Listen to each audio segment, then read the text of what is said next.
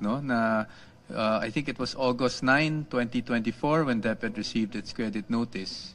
So at least na nalabas na ngayon in open court na yun talaga yung status, and that's also why I was asking the witness the other day when I was doing the cross kung alam ba niya yung status ng DepEd at kung alam niya ano ibig sabihin ng credit notice. But as the witness mentioned earlier, it's also a fact that a credit notice may be reopened, 'di ba?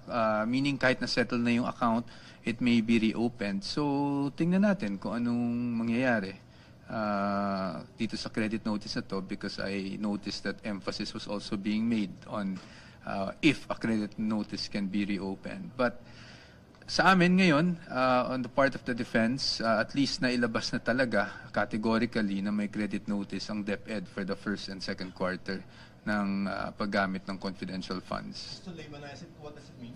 Ang credit notice simply means na after evaluation po ng Commission on Audit, ng liquidation report, ng mga submission at ng tugon sa AOM, is they allowed in audit yung nangyaring paggamit ng confidential funds. Meaning wala silang nakitang issue doon sa paggamit ng confidential funds.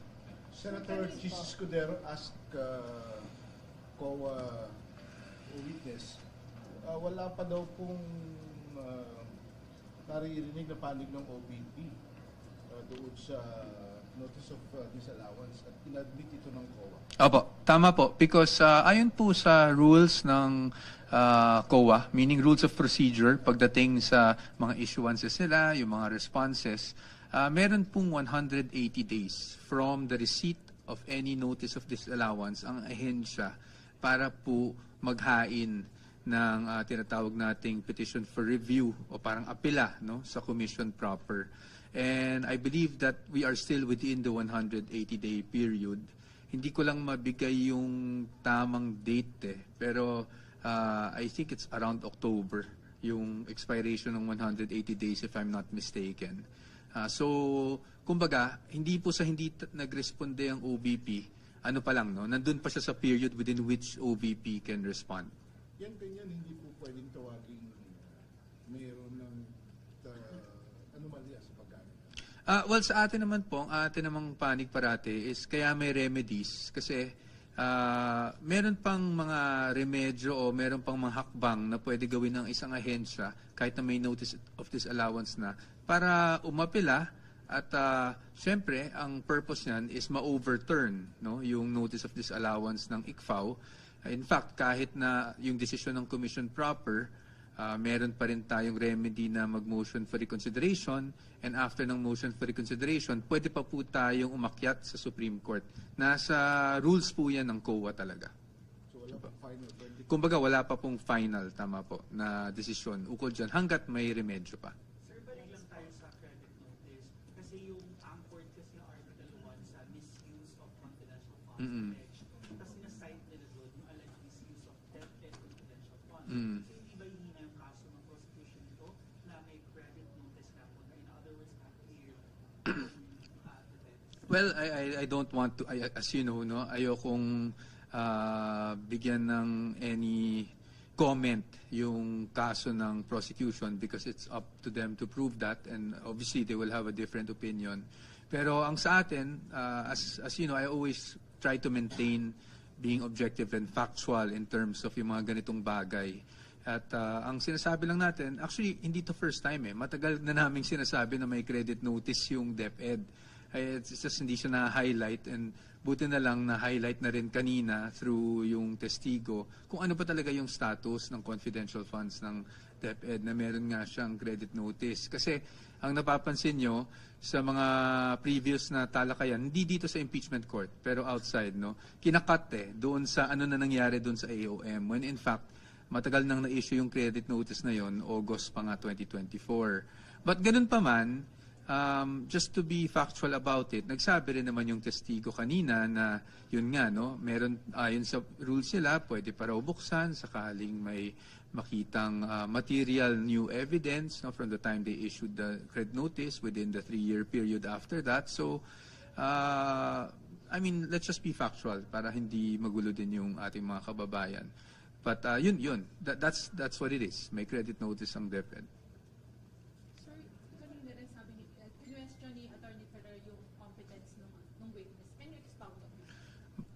Ano po exactly yung question, ma'am? If matandaan nyo lang, kasi maraming beses na question ng competence eh. Yung sa umpisa pa lang, sir, sinabi niya kung competent na sumagot yung witness sa mga exhibit na ipipresent ng prosecution.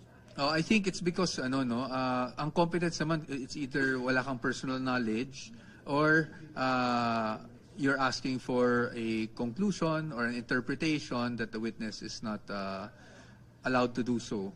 But ang kanina kasi ang naging talakayan and ang naging decision ng ating presiding officer is just let the witness answer if she knows. So sumusunod lang po tayo sa anong nangyari.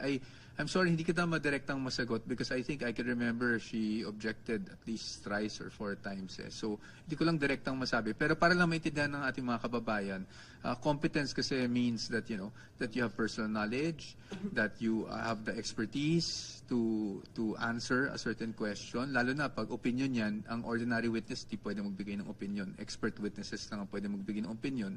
So maaring it borders on those things, or any interpretation or conclusion of law that obviously witnesses cannot make. So maaring yun po yung pinanggagalingan ni Attorney Ferrer. Sir, general comments lang.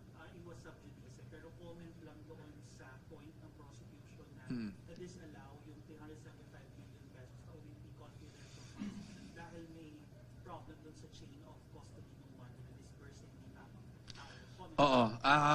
Well, that goes into our main defenses, no? Kasi unang-una, yung notice of disallowance na yan, sasagot pa lang yung OVP, no? So it will be answered within the 180-day period. Pangalawa, I think we will be able to address this issue during our own presentation of our evidence in chief. So ano lang po, pakihintay na lang po siguro yung turn naman namin magpresenta nito. Attorney, yung sa simula kanina sa stipulation of yung sa stipulation na nangyari kanina yung pinag-uusapan kung stipulator na ang naging pa siya ng presiding officer is to submit the copies, yung defense.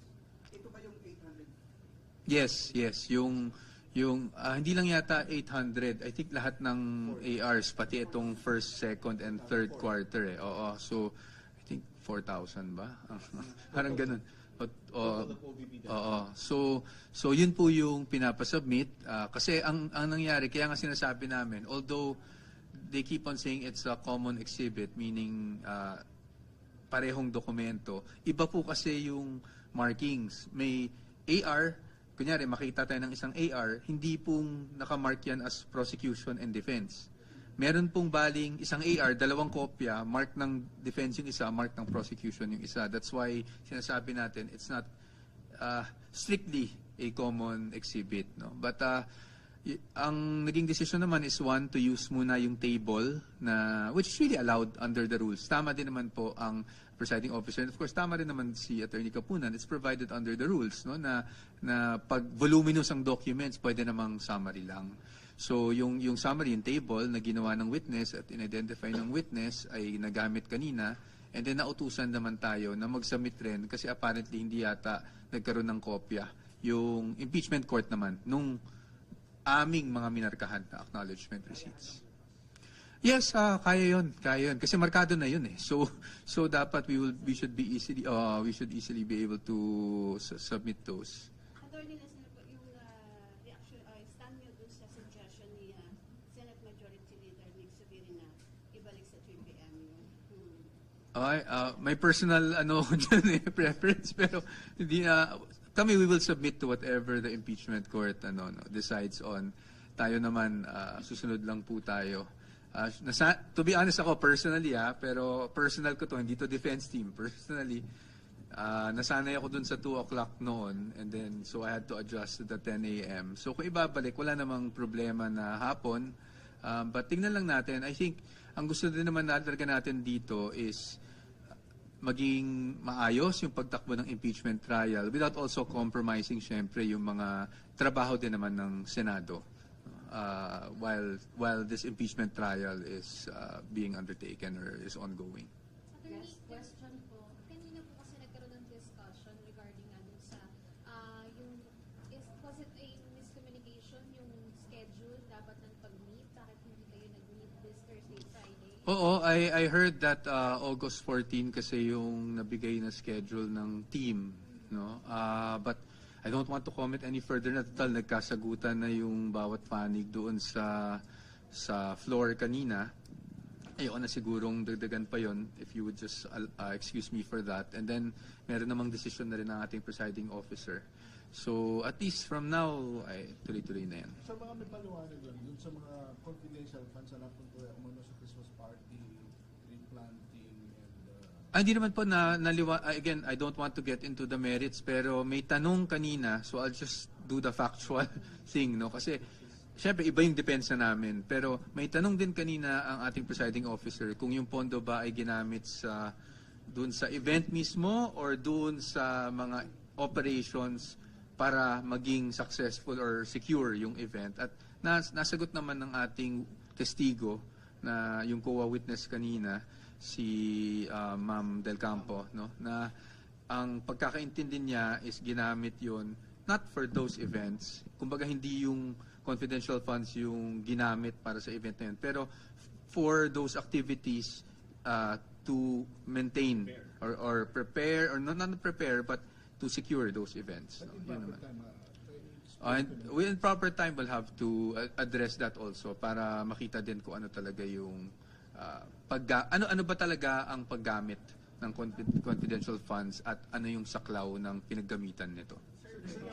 Sir, nothing unusual with the several payments in several locations in the Philippines in one day? Well, I don't want to say now, but we'll address that. We'll address that, sir. We'll address it. And we're confident that we can address that. Attorney, very last comment lang dun sa pagpili ng defense na pag-highlight ulit ng mga pangalan, Art of Pauco, si Okay lang. Sa akin, I don't see anything wrong with that kasi syempre kung ikaw yung nagre-represent ng ebidensya, you will use yung sa tingin mo, no, that will give the most impact. And expect that the defense will also do the same. So sa atin, wala po akong nakikitang problema doon sa ginawa ng prosecution. We just want to be objective also in that area. Attorney, nabanggit din kanina na may credit notices na kayo sa DepEd for 2023. As sinabi naman ni Del Campo na possible, pwede rin tumbuksan kung may mga new evidences. Naka-ready ba kayo doon? We'll just address it when it happens, if it will happen, diba? You never know what can happen nowadays. So sa atin naman, ready naman i-address yan. I think with this impeachment trial kasi rin, no, with the prosecution and the defense presenting its evidence later on, you will also get a better picture kung ano ba talaga yung mga depensa namin, ano ba talaga yung mga rason kung ba't sinasabi namin na walang pagwawaldas na ginamit, na nangyari sa paggamit ng confidential funds. So, yun lang po. Hintayin na lang po siguro natin. Thank you po. Thank you very much for your patience. Maraming salamat sa inyong lahat.